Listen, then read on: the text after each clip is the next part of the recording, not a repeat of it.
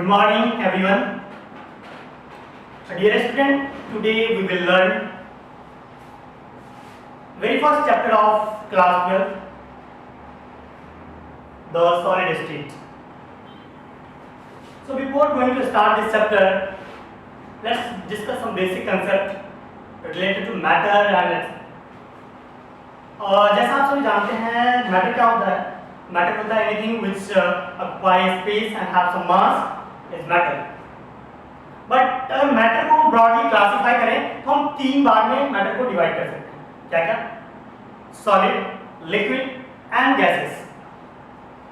तो सॉलिड में हम खास करके सॉलिड स्टेट की अगर बात करें तो हम सबसे पहले आपको कहेंगे कि आप please close your eyes and just imagine about any solid substance, liquid substance and gaseous substances and just think about its nature.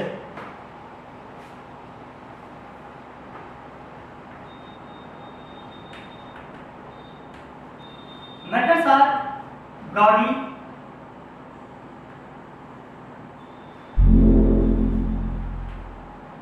classified as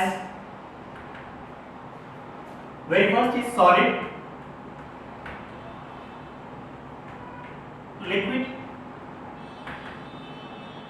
and gas. अब सॉलिड, लिक्विड और गैस में हम इसके नेचर के बारे में स्टडी करते हैं. और एक बात और आपको बता दूं कि जो वेरी फर्स्ट चैप्टर है क्लास 12 का द सॉलिड स्टेट, यहाँ से जेईई में एक क्वेश्चन हर एक साल आते हैं. जे एडवांस में भी 1 से 2 क्वेश्चन आप एक्सपेक्ट कर सकते हैं पेपर 1 और पेपर 2 को इंक्लूड करके. और जहाँ तक नीट का सवाल रहा तो नीट में हर एक साल एक क्वेश्चन. तो इस लिहाज से हम कह सकते हैं this is very important topic. अब हम आगे बढ़ते हैं और बात करते हैं कि आखिरकार ये मैटर जो सॉलिड, लिक्विड और गैस ये तीन तरह के होते हैं उसके नेचर कैसे होते हैं. अगर हम बात करें एक कॉलम के जरिए समझते हैं इसको.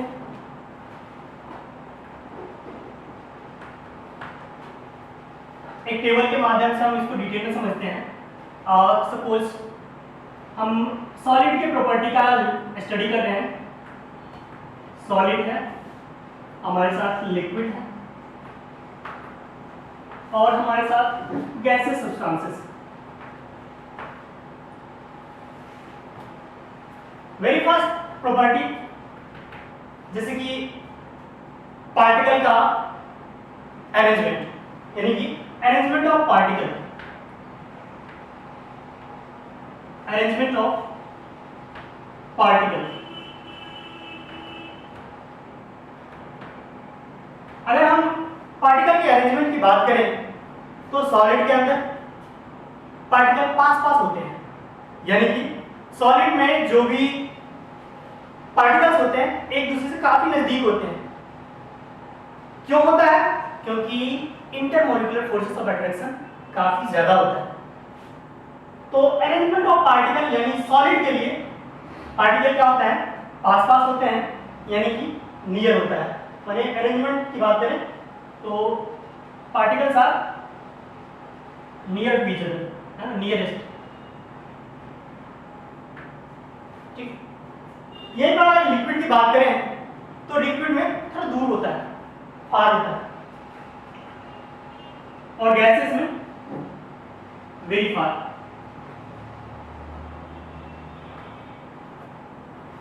दूसरी बात अगर हम बात करें इसमें तो इसका रेगुलर पैटर्न में अरेंजमेंट होता है और इरेगुलर पैटर्न में भी होता है. इन सब चीज के बारे में हम डिटेल में समझेंगे इस चैप्टर में. लेकिन और दूसरी चीज जैसे कि हम अरेंजमेंट की बात करें, इसके अलावा दूसरा चीज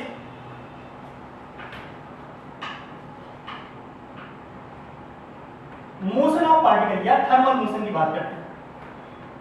thermal motion, thermal motion means heat करने पर पार्टिकल किस तरह से मूव करेंगे, मतलब पार्टिकल का मूवमेंट हीट करने से कैसा होगा. तो सॉलिड में रैंडम मोशन नहीं के बराबर होता है. अगर हम बात करें तीनों टाइप के मोशन की, और ट्रांसलेशनल मोशन, रोटेशनल मोशन और वाइब्रेशनल मोशन की, तो सॉलिड के अंदर ट्रांसलेशनल और रोटेशनल मोशन बहुत कम होता है और वाइब्रेशनल मोशन कुछ कुछ होता है, यानी कि हम कह सकते हैं कि only vibrational motions will be there, यानी थर्मल मोशन में only vibrational motion is there. वही अगर हम लिक्विड की बात करें तो लिक्विड में मोशन होते हैं, है ना, लिक्विड में मोशन होते हैं, रैंडम मोशन। लेकिन अगर वहीं पे हम अगर गैसेस की बात करें तो इसके अंदर रैंडम मोशन काफी ज्यादा मात्रा में होता है, यानी कि हम कह सकते हैं at a very large extent there will be random motion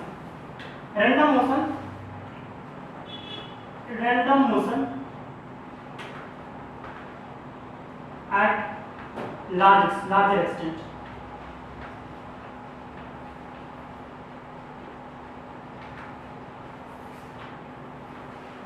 तीसरी प्रॉपर्टी की बात करते हैं शेप की।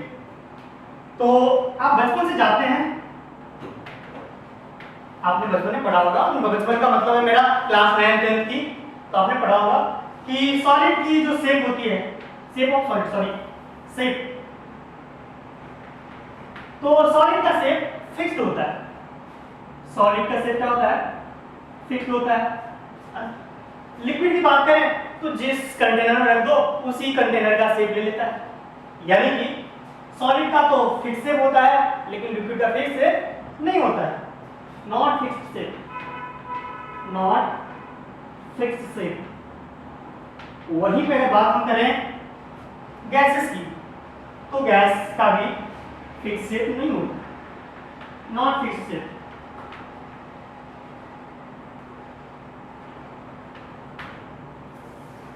एक और प्रॉपर्टी, अगर हम वॉल्यूम की बात करें, वॉल्यूम की, तो बताइए सॉलिड का वॉल्यूम क्या फिक्स होता है? जी हाँ, सॉलिड का वॉल्यूम बिल्कुल फिक्स होता है। जैसे आप ये ले सकते हैं डस्टर की वॉल्यूम फिक्स है, लेकिन जस्ट आप सोचिए इस रूम में गैस है और इस रूम में गैस का वॉल्यूम क्या फिक्स है क्या? जी नहीं। कैसे?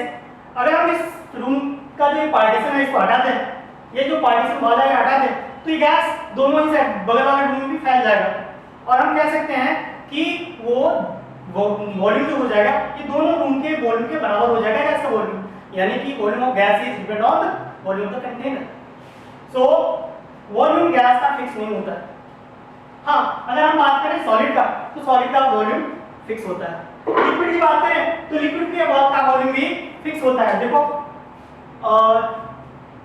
ये 500 ml का बोतल है और इस 500 ml के बोतल में अगर हम पूरी तरह से फिल कर देते हैं पानी को तो इसका वॉल्यूम क्या रहेगा? 500 ml ही रहेगा, है ना। कैसा होता है कि ढक्कन खोलने से इसका वॉल्यूम बढ़ जाता है? जी नहीं। तो ढक्कन खोलने से इसका वॉल्यूम नहीं बढ़ता, यानी कि अगर हम इसको दूसरे कंटेनर में भी रख देंगे तो इसका वॉल्यूम 500 ml ही रहेगा। इस तरह से हम कह सकते हैं इसका वॉल्यूम फिक्स होता है। तो से volume of solid is fixed, liquid का वॉल्यूम भी फिक्स होता है और गैस का वॉल्यूम फिक्स नहीं होता है, not fixed.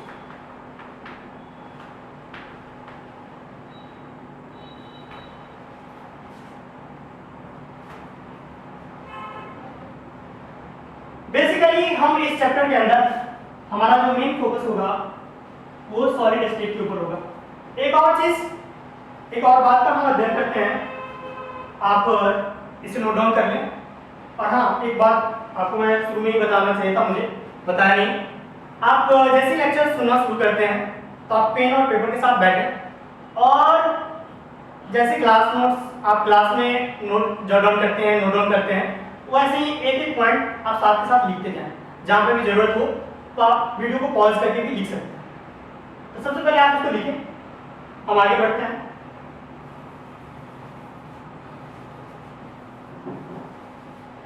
Fourth point is volume.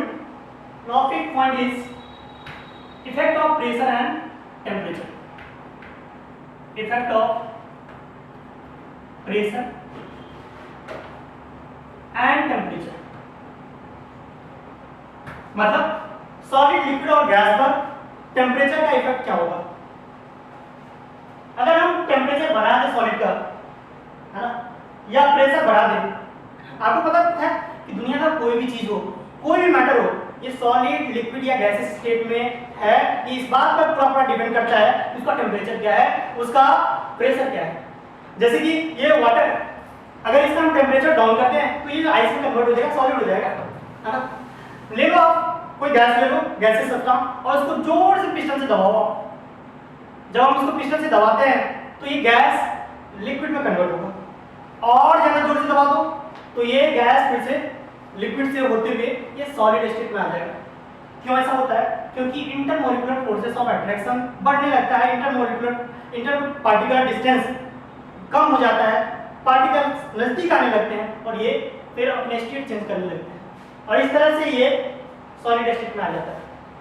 तो प्रेशर का इफेक्ट, टेम्परेचर का इफेक्ट बात करें सॉलिड के ऊपर, तो है ना, इसके ऊपर नहीं, नॉट सिग्निफिकेंट, सॉलिड के ऊपर नॉट सिग्निफिकेंट। हाँ, लेकिन अगर हम टेम्परेचर जैसे कि बढ़ा दें तो ये स्टेट में चेंज करेगा, प्रेशर बढ़ा दें तो स्टेट में चेंज करेगा। तो सॉलिड के ऊपर इफेक्ट ऑफ प्रेशर की बात करें या टेम्परेचर की, तो हम क्या बोलेंगे? नॉट। लिक्विड के ऊपर प्रेशर या टेम्परेचर, मतलब नॉट का मतलब incompressible, this is incompressible. Liquid की बात करें तो ये भी इनकम्प्रेसिबल होता है, पूरा 100% इनकम्प्रेसिबल नहीं कह सकते, लेकिन up to a larger extent ये भी इनकम्प्रेसिबल होता है। और वहीं पे गैस की बात करें तो गैस कंप्रेसिबल होता है।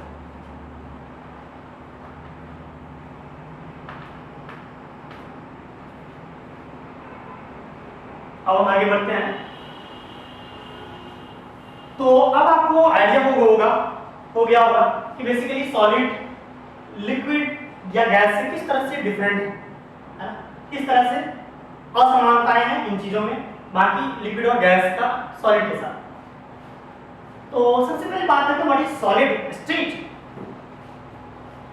डेफिनेशन की बात करते हैं, सॉलिड स्टेट की डेफिनेशन क्या, how to define solid state, बताइए।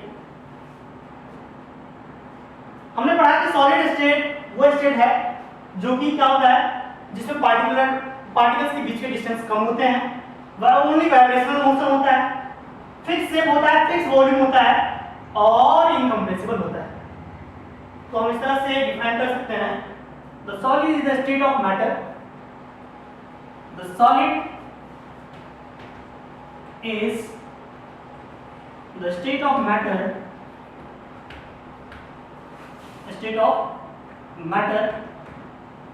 which has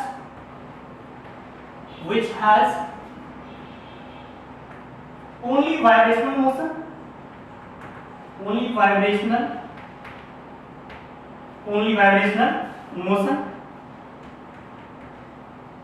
but not significant transnational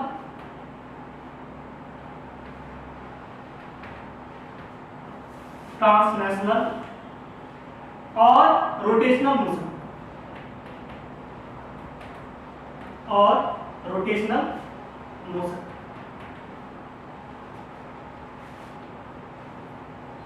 is the solid state is the state of matter which has only vibrational motion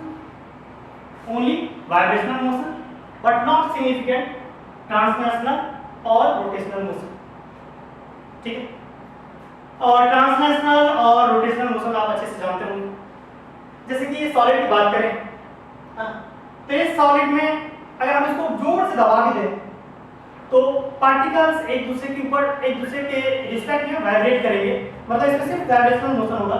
अगर हम बात करें रोटेशनल मोशन या ट्रांसलेशनल मोशन की, तो हम जोर से भी दबाएं ना, अगर सॉलिड है, अगर इसका शेप, अगर जब तब तक हम इसको दबाए रहे जब तक कि इसका शेप ना चेंज हो जाए, हम इसमें देखेंगे कि हल्का फुल्का ट्रांसलेशनल या रोटेशनल मोशन है, बहुत कम एक्सटेंट में, लेकिन इसमें वाइब्रेशनल मोशन होता है, यानी कि पार्टिकल्स के बीच में वाइब्रेशनल मोशंस होते हैं, पार्टिकल्स एक वाइब्रेट करते हैं। एक और चीज विस्कोसिटी, अगर हम बात करें कि सॉलिड की विस्कोसिटी क्या होती है, सॉलिड की viscosity, what is viscosity, you know, physics में आपने पढ़ा होगा, what is viscosity? Viscosity is resistance to flow, resistance to flow is called viscosity. तो अगर कोई सब्सटेंस जैसे सॉलिड है तो क्या इसका विस्कोसिटी होता है या कम होता है या बहुत ज्यादा होता है? जी हाँ, विस्कोसिटी इतना ज्यादा होता है, यानी कि रेजिस्टेंस टू फ्लो इतना ज्यादा है। क्या किसी ने कभी देखा है कि सपोज कोई डस्टर रखा हुआ है या सपोज एक बोर्ड है, ग्रीन बोर्ड, यहाँ पे रखा अपने आप चलने लगा, ऐसा नहीं होता है ना? जैसे कोई चीज, जैसे मैं यहाँ खड़ा हूँ, बिना एक्सटर्नल फोर्स लगाए अपनी मर्जी के अपने आप चलने लगे, जैसे मैं पानी को अगर यहाँ से इसको ड्रॉप कर गिरा दूँ तो क्या होगा, ये फैल जाएगा, है ना? लेकिन वहीं पे अगर हम बात करें, अगर गैसीय सब्सटेंस है तो वो भी फैलने लगते हैं, क्योंकि उसमें विस्कोसिटी ज्यादा है, रेजिस्टेंस टू फ्लो बहुत कम होता है।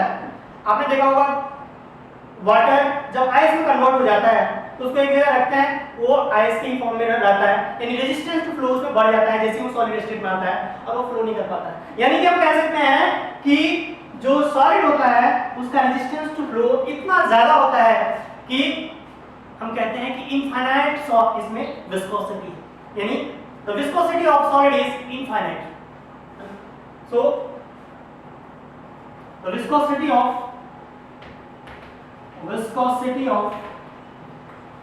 solid is infinite.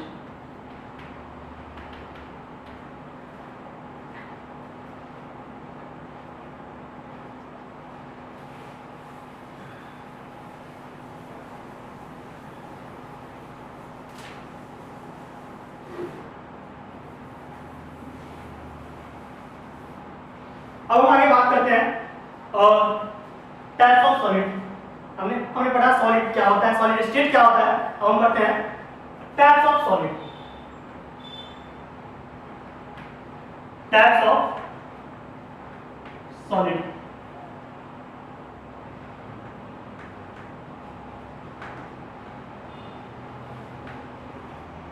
Types of solid. अगर हम पार्टिकल के अरेंजमेंट के आधार पर, on the basis of particular arrangement, अगर हम सॉलिड के टाइप की बात करें तो सॉलिड बेसिकली दो तरह का होता है, crystalline solid and amorphous solid. किस बेसिस पे? On the basis of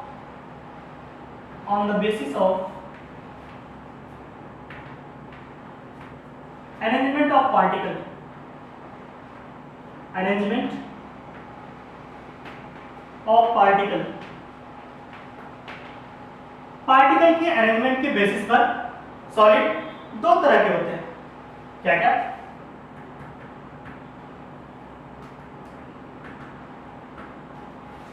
first is crystalline solid,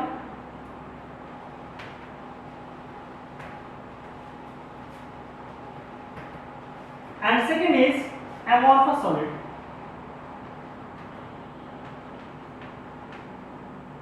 amorphous solid.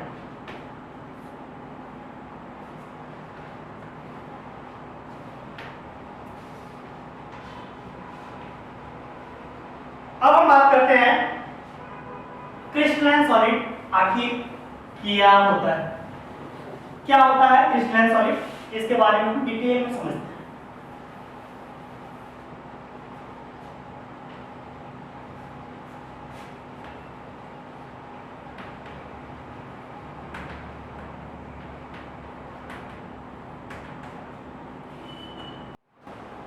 तो सबसे पहले हम बात करते हैं क्रिस्टलाइन सॉलिड आखिरकार क्या होता है। इसको हम फिगर से समझते हैं।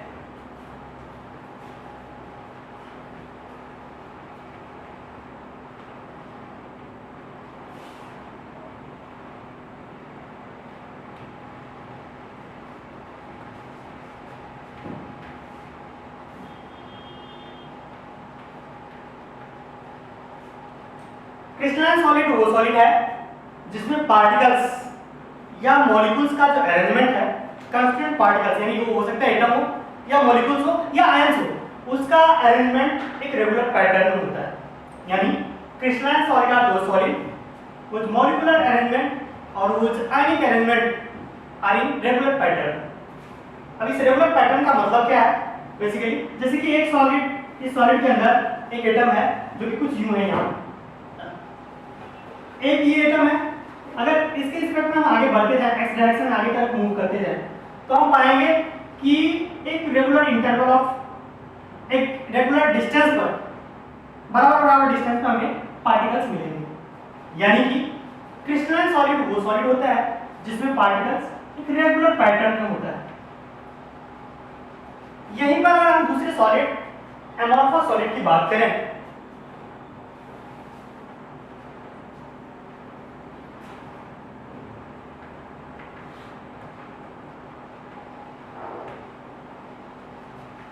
एमोर्फस सॉलिड की बात करें तो ये इस तरह का सॉलिड है जिसमें पार्टिकल का अरेंजमेंट इरेगुलर होता है, यानी कि पार्टिकल्स आर रैंडमली डिस्ट्रीब्यूटेड।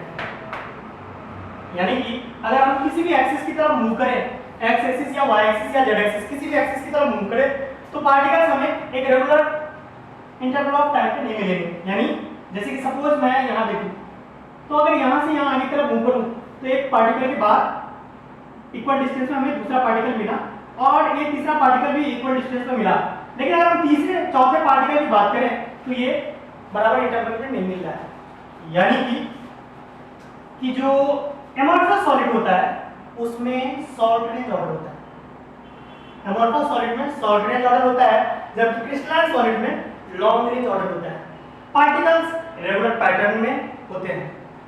तो अगर हम डिफाइन करना चाहें हम क्रिस्टलाइन सॉलिड को, तो कुछ इस तरह से डिफाइन कर सकते हैं कि crystalline solid are those solid in which particles are arranged in regular pattern and having long range order। देखिए crystalline solid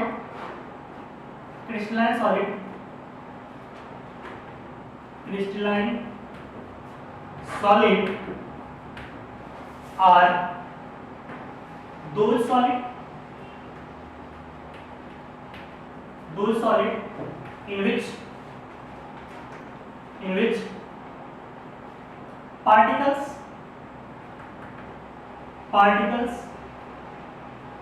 are, मैं फिगर रब कर रहा हूं, आप फिगर पहले बना लें डिफिनेशन लिखने से पहले।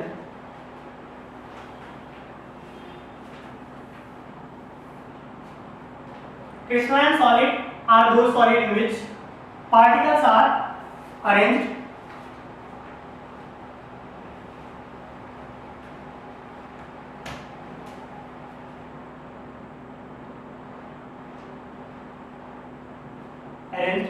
in regular pattern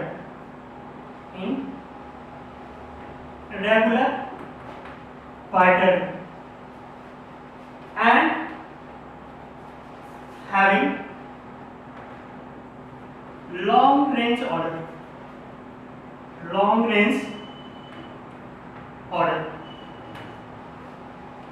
और अगर पार्टिकल्स में लॉन्ग रेंज ऑर्डर है और रेगुलर पैटर्न में अरेंज है, तो ऐसे सॉलिड जो होंगे वो स्ट्रॉन्ग होंगे।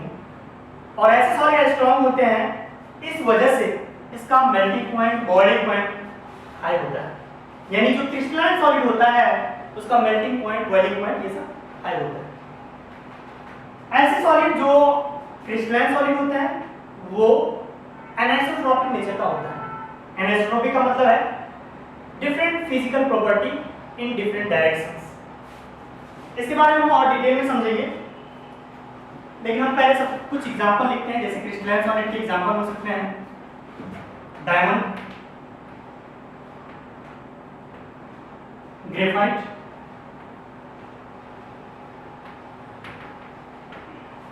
सिलिकॉन कार्बाइड, और भी इसके एग्जांपल हो सकते हैं जैसे NaCl, नमक है ना, खाने वाला नमक, ये भी क्रिस्टलाइन सॉलिड। ऐसे ढेरों एग्जांपल है। जितने भी मेटल्स हैं जैसे ले लो सोना चांदी है ना, गोल्ड, कॉपर, सिल्वर, ETC। ये सारे के सारे क्या है? Crystalline solid. क्रिस्टलाइन सॉलिड की और प्रॉपर्टी की बात करें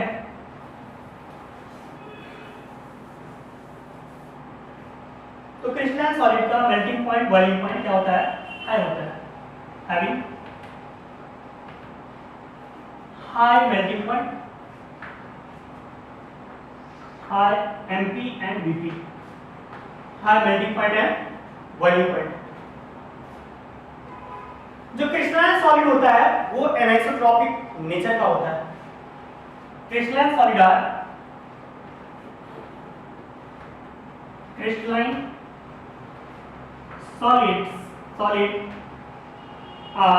solids are anisotropic in nature, anisotropic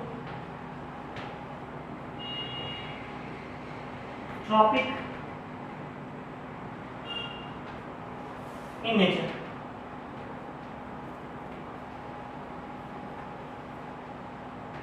ये एनिसोट्रॉपिक शब्द का मतलब क्या होता है, इस चीज को हम डिटेल में समझते हैं, क्योंकि इस शब्द में कई लोगों को काफी कंफ्यूजन होता है। इसको एक फिगर से समझते हैं। जैसे कि मान लीजिए चलिए आप कोई सॉलिड है,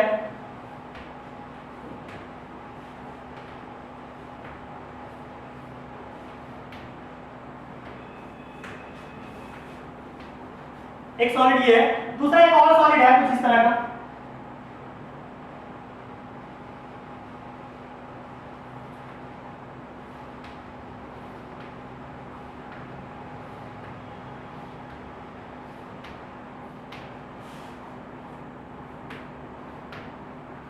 अब इन दोनों सॉलिड में पार्टिकल का जो अरेंजमेंट है उसका हम स्टडी करते हैं।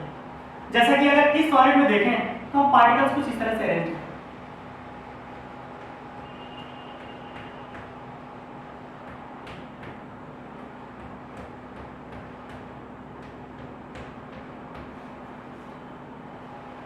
दूसरा सॉलिड जो है इसमें particles randomly distributed.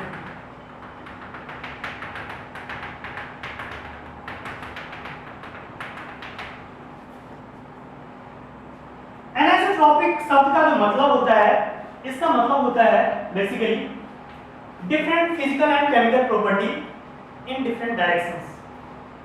Anisotropic means different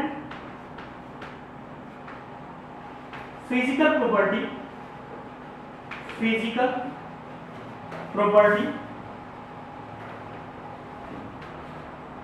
different physical property in different directions।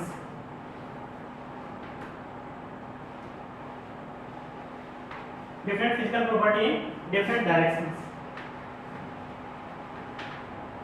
इसका मतलब क्या है? इसका मतलब है कि सपोज हम x डायरेक्शन में मूव कर रहे हैं और अगर हम बात करें इलेक्ट्रिकल कंडक्टेंस की, तो x डायरेक्शन में जो इलेक्ट्रिकल कंडक्टेंस होगा वो y डायरेक्शन में नहीं होगा। अगर हम डाइलेक्ट्रिक कांस्टेंट की बात करें तो जो डाइलेक्ट्रिक कांस्टेंट का प्रॉपर्टी जो x डायरेक्शन में होगा वो y डायरेक्शन या z डायरेक्शन में नहीं होगा। यानी कि जो भी क्रिस्टलाइन सॉलिड होता है उसमें प्रॉपर्टी जो होते हैं डिफरेंट डायरेक्शन में अलग अलग होते हैं। वहीं पे अगर हम एमोर्फस सॉलिड की बात करें तो एमोर्फस सॉलिड में हम अगर किसी भी डायरेक्शन में मूव करते हैं तो फिजिकल एंड केमिकल प्रॉपर्टी एक जैसे मिलते हैं। आइसोट्रॉपिक प्रॉपर्टी होता है क्योंकि एमोर्फस सॉलिड का। अब इस चीज को कुछ और ऐसे समझ सकते हैं कि चूंकि हमने बताया आपको इसमें शॉर्ट रेंज ऑर्डर होता है, इसमें लॉन्ग रेंज ऑर्डर होता है। अगर हम माइक्रोस्कोपिक लेवल पे देखें चीजों पार्टिकल्स को बहुत ही छोटे लेवल पर, तो हम देखेंगे कि यहाँ पर शॉर्ट रेंज ऑर्डर है ना, और शॉर्ट रेंज ऑर्डर है, इसमें लॉन्ग रेंज ऑर्डर है। और फिजिकल एंड केमिकल प्रॉपर्टी की बात करें तो चूंकि आपको लगता होगा मन में कि ये सारे जैसे एक्स डायरेक्शन में जैसा प्रॉपर्टी है वाई डायरेक्शन में वैसा होना चाहिए क्योंकि ये तो रेगुलर पैटर्न में अरेंजमेंट है पार्टिकल्स का। लेकिन देखिए आप ध्यान से, अगर हम इस डायरेक्शन में मूव करें, आपको मैं दूसरे चौक से बताता हूँ, दूसरा कलर यूज करता हूँ।